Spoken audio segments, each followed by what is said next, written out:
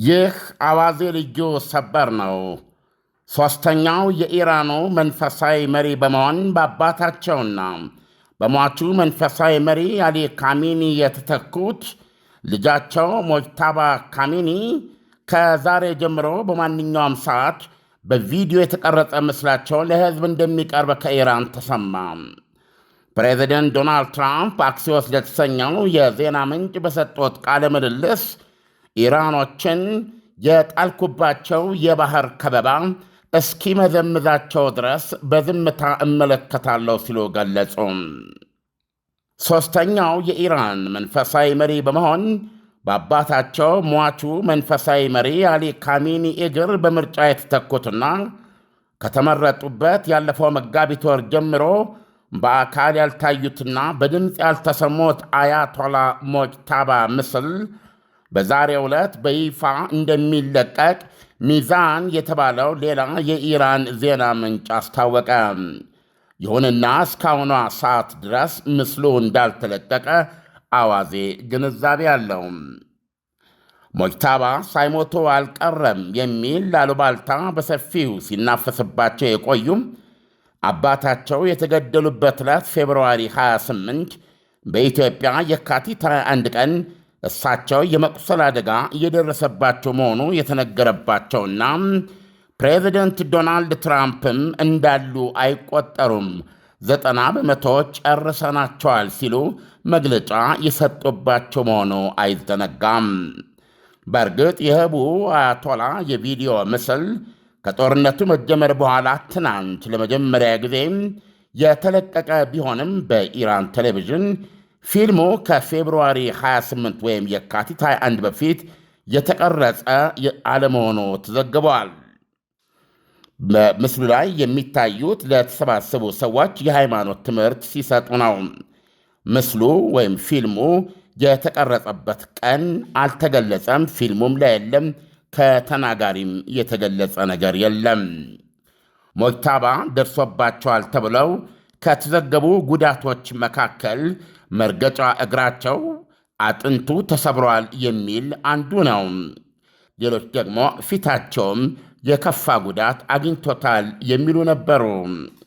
ትናንት የታየውና ቀኑ ግን ያልተገለጸበት ቪዲዮ ላይ ግን አንድም ቁስል አልታየባቸውም። ከዚህ በበለጠና በባሰ ደግሞ አሁን ዛሬ የደረሰን ዜና እንዳለው ሞጅታባ የሀገሪቱን ወታደራዊና ኢኮኖሚያዊ ጉዳዮች ለመነጋገር ከፕሬዚደንት ማሱድ ፔዜሽኪያን ጋር ተገናኝተው ውይይት አካሂደዋል ይላል። ኢርና የተሰኘው የሀገሪቱ ዜና ምንጭ ስለ ውይይታቸው ጭብጥ ሲጽፍ ሁለቱ በውይይታቸው ሀገሪቱን ለገጠማት ተግዳሮት በተለይም ሕዝቡ በኑሮ ውድነት የደረሰበትን ችግር ለማቃለል ሀገሪቱ የአሁኑ የተጫነባትን ሦስተኛ ጦርነትና እንዲሁም ከፊት ለፊት ስለሚጠብቃት ጉዳዮች በዝርዝር ተነጋግረዋል ብለዋል። ከዚህ በፊት ፕሬዚደንት ፔዜሽኪያን ከመንፈሳዊ ጋር ለመገናኘት ችግር እንዳለባቸው ይናገሩ ነበረ። ኢራን ልታወጣ የተዘጋጀችው ቪዲዮ ከጦርነቱ በኋላ ሞጅታባ ካሚኒን ከሕዝብና ከወታደራዊ አዛዦች ጋር ተገናኝተው ሲነጋገሩ የሚያሳይ እንደሚሆን የባሲጅ ምክትል አዛዥ ገልጸዋል። ባሲጅ ከኢራን እስላማዊ ዘብና መደበኛ ሰራዊት ቀጥሎ በሦስተኛ ደረጃ ሚሊሻ የሀገሪቱ ጦር መጠሪያ ነው። በሌላ ዜና ፕሬዚደንት ዶናልድ ትራምፕ አክሲዮስ ለተሰኘው የድረገጽ ዜና ምንጭ በስልክ በሰጡት ቃለ ምልልስ ኢራንን የጣልኩባት የባህር ከበባ እየፈጠረባት ያለው የኢኮኖሚ ህመም እስኪመዘምዛት ድረስ ባለበት አቆየዋለሁ በማለት ምላሽ መስጠታቸው ሰምቷል። ፕሬዚደንቱ ይህን ምላሽ የሰጡት የኢራን መሪዎች የሆርሙዝ ሰርጥ ጉዳይን አከፋፈቱንና አስተዳደሩን በተመለከተ ከኦማኖች ጋር እያካሄዱ የነበረው ድርድር ስምምነት አፋፍ ላይ መድረሱን ከገለጹ በኋላ ስምምነት ላይ መድረሱ ግን ብቻውን ሆርሙዝ ሰርጥ እንዲከፈት አያደርገውም ማለታቸውን ተከትሎ ነው። ኢራኖች ይህን በተመለከተ ባስቀመጡት ቅድመ ሁኔታ ሆርሙዝ ሰርጥ ፕሬዚደንት ዶናልድ ትራምፕ ተከፍቶ ማየት ከፈለጉም አንደኛ በኢራን ወደቦች ላይ የጣሉትን ዕቀባ፣ ከበባና ወከባ ወዲያውኑ ማንሳት አለባቸው። በሁለተኛ ደረጃ ደግሞ ጦራቸውን እንዳለ ከአካባቢው አውጥተው የጦር መርከቦቻቸውን መልህቃቸውን ከጣሉበት ስፍራ አስነስተው ጠራርገው በመውጣት ጦርነቱን ማቆም አለባቸው። አለበለዛ አሉ ኢራኖች ሆርሙዝ ሰርጥ እንደተዘጋ ይኖራል። ፕሬዚደንት ዶናልድ ትራምፕ ከዚህ ጋር በተያያዘ አክሲዮን ላቀረበላቸው ጥያቄ ነው እንደ ወትሮው ሰማይ ይቀደዳል፣ የሲኦል በር ይከፈታል ከማለት ይልቅ የጣልኩባቸውና በየቀኑ $500 ሚሊዮን የሚያሳጣቸው ከበባና ዕቀባ እየመዘመዛቸው ነው። አሁንም እሱ ምዝመዛውን እንዲቀጥል ነው ምተወው።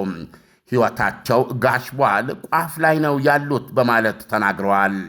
ደግሞም አሉ ዶናልድ ትራምፕ እግዚአብሔር ይመስገን የነዳጅ ዋጋም አሽቆልቁላል፣ በበርሜል $75 ነው። ኢት ዊል ወርክ አውት ኢት ኦልዌይስ ወርክ አውት ኢትስ ላይክ ቼስ ጌም ብለዋል ዶናልድ ትራምፕ ቀለል ባለ መንፈስ። ታያላችሁ ይሆናል ይሰራል፣ ይሄ እንደ ቼዝ ጨዋታ ነው በማለት ኢራኖችን በውሃ መተላለፊያው መዝጋትና መክፈት የጀመራችሁት ጨዋታን እኔ ደግሞ የንግድ በራችሁን ወደቦቻችሁን በመዝጋት የከፋ የኑሮ ውድነታችሁን በማባባስ ስቃያችሁን በማብዛት በዝምታ እጠብቃለሁ፣ ማን እንደሚብስበት እናያለን ማለታቸው ነው። ዳንኤል እንግዲህ እስካሁን የዜና ሙሉ ቀን ሲተላለፍ የቆየ ነው።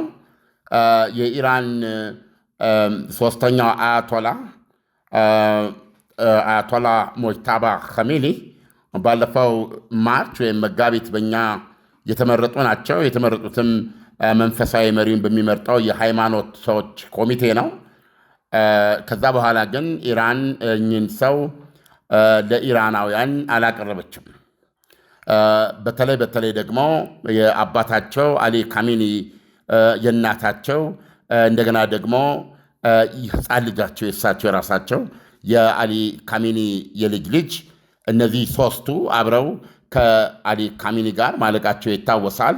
የነሱ የቀብር ስነ ስርዓት ከቴህራን እስከ ኢራቅ በተካሄደበት እንደ ካርባላ እና ናጃፍ ጨምሮ እስከ ትውልድ ከተማቸው ድረስ እንዲሁም ከቴህራን ያነሳ ለሳምንት በተካሄደው ስነ ስርዓት ላይ በአንዱም አጋጣሚ አለመታየታቸው ደግሞ ሰውየው ጨርሶ በሕይወት ባይኖሩ ነው እንጂ ይሄ እንዴት ሊሆን ይችላል የሚል የጠንካራ እምነት በገዛ ሕዝባቸው ውስጥ የፈጠረ ነበረም።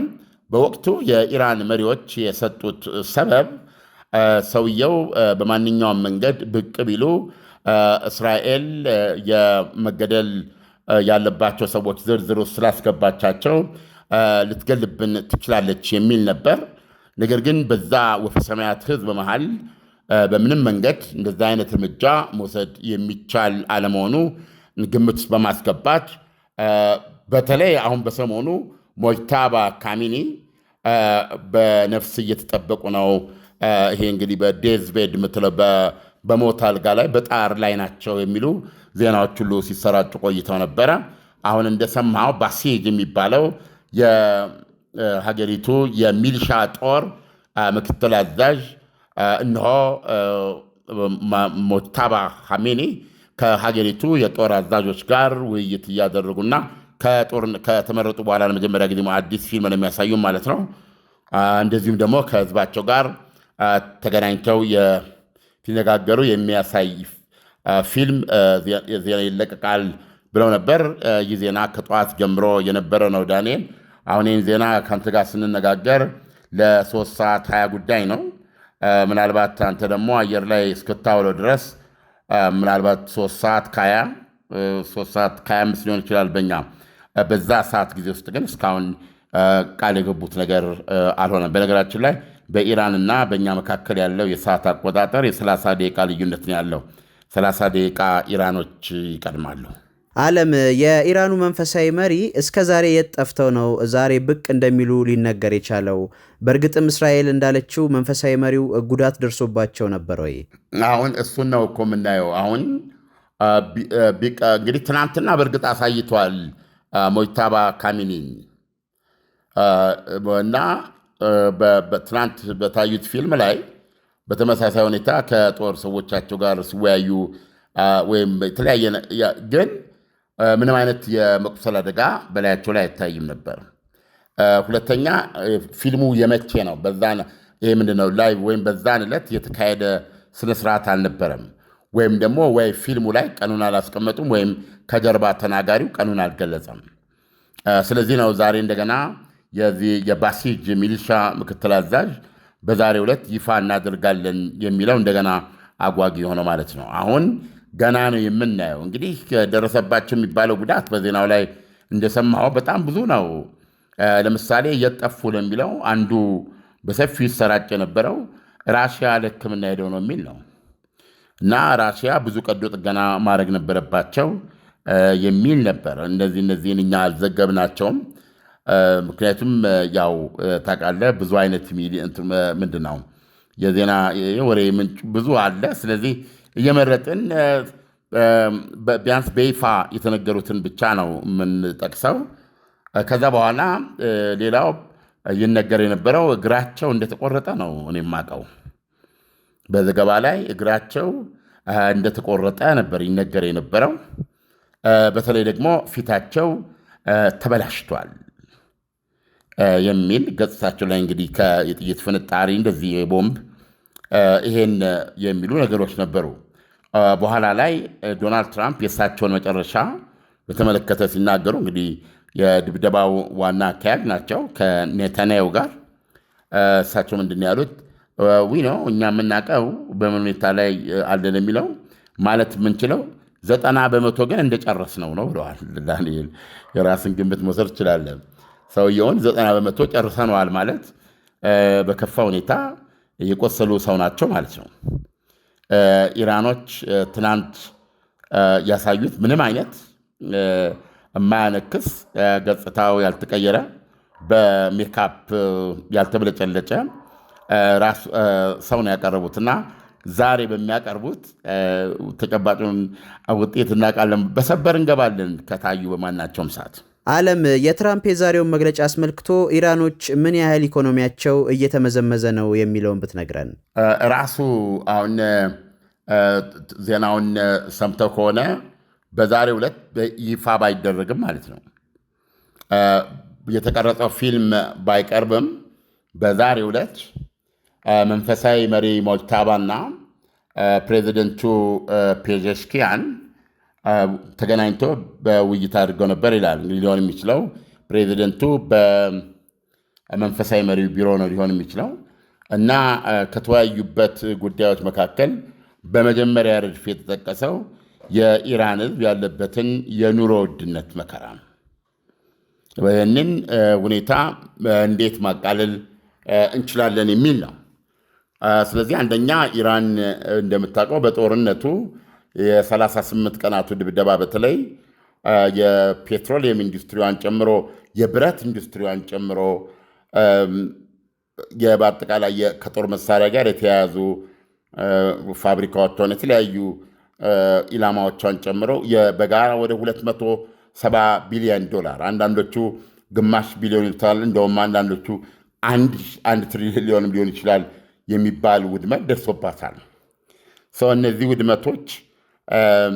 ውድመቶች የምርት ኢኮኖሚውን የሚያቀዘቅዙ መሆን ብቻ ሳይሆን በእነዚህ ተቋማት ውስጥ ሁሉ የሚሰሩት ከስራ ውጭ ሆኑ ማለት ነው። እንደገና ኢኮኖሚው ደግሞ እንደምታየው አሁን ለሁለተኛ ጊዜ ነው ምንድነው በሩ የተዘጋበት። በማዕቀብ ውስጥ ነው የሚገኘው። እንደገና ደግሞ ወደቦቻቸው ዝግ በመሆናቸው በድብቅ እንኳ በጎጥ የሚያደርጉትን የነዳጅ ዘይት መሸጥ አይችሉም አሁን ባለው ሁኔታ። እነዚህ ሲደመሩ የተባባሰ ስራ አጥነት አለ። የነበሩ ስራዎች ብዙዎቹ ጠፍተዋል በጦርነቱ የተነሳ። ወደዚህ ጦርነት ከመገባቱ በፊትም በኢራን አገዛዝ ላይ ከፍተኛ ህዝባዊ ተቃውሞ ነበረ። የህዝባዊ ተቃውሞውን ወይም ፖለቲካዊ ተቃውሞውን የፈጠረው ደግሞ የኑሮ ግሽበት መሆኑ በወቅቱ ተገልጸዋል። ስለዚህ እነዚህን ሁሉ ደምረ ስታያቸው ኢራን አሁንም በሌላ ድብደባ ስር በከበባ ስር መሆኗን ስታስብ ምንም ጥርጥር በሌለ ሁኔታ ኢራናውያን አሁን ያሉበት ሁኔታ በጣም አስከፊና በእውነት አስጨናቂ ነው። ስለዚህ ይሄንን ነው ሞይታባ ካሚኒ ዛሬ ከፕሬዚደንት ፔዜሽኪያን ጋር የተነጋገሩበት። ስለዚህ አሁን ዶናልድ ትራምፕ ምን እያሉ ነው? በየቀኑ $5 ሚሊዮን የሚያሳጣትን የባህር ከበባና ቀባዬን አጠናክሬ ቆያለሁ ነው ያሉት። ወደ 35 መርከቦችን ወደ መጡበት መልሰናል ነው። ወደ ወደቡ ሊመጡ የተንደረደሩትን ከወደብ ሊወጡ የሞከሩትን እና ኤፌክቲቭሊ ዘግተናት ነው የምንገኘው። ስለዚህ ህመሙ በማን እንደሚበስ እናያለን ያሉት እና እንደውም እግዚአብሔር ይመስገን የነዳጁም ዋጋ በበርሜል $75 ነው። ሎትሮ እንደምታውቀው በተለይ ሆርሙዝ ሰርጥ በሚዘጋበት ጊዜ ከ100 በላይ እስከ $120 ሄዶ ነበር እና አይዶን ነው አሁን ምን እንደሆነ የነዳጁ $75 በበርሜል የሚገኘው። ስለዚህ ከኢራኖች አሁን ከኔ ጋር የገጠሙት የቼዝ ጨዋታ ነው። ወይኔም ይህን ጨዋታም እኔ በተሻለ እጠቀምበታለሁ።